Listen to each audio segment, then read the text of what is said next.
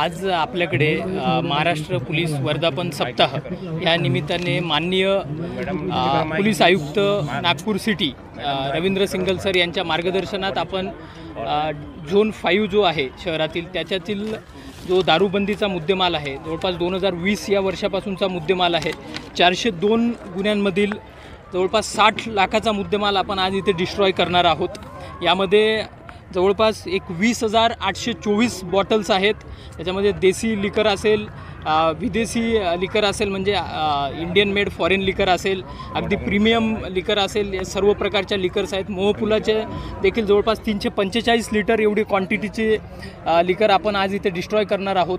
त्यासोबतच अजून एक महत्त्वाचा पॉईंट आपण डिस्ट्रॉय करून हे एन्व्हायरमेंट फ्रेंडली कसं होईल, जसं की ज्या बॉटल्स वगैरे आहेत त्यांना जमिनीखाली न पुरता त्यांचं योग्य डिस्पोजल होईल त्याची देखील आपण इथे काळजी घेत आहोत।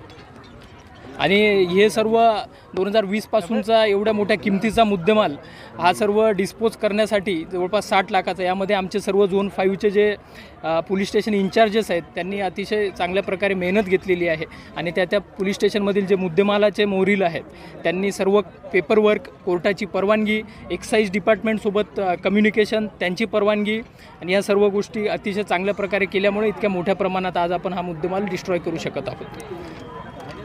यामध्ये झोन 5 जो आहे त्यामधील पारडी, कळमना, यशोधरानगर, कपिलनगर, जरीपटका, जुनी कामठी, नवीन कामठी आणि कोराडी या 8 पोलीस स्टेशनमधील हा सर्व मुद्देमाल आहे।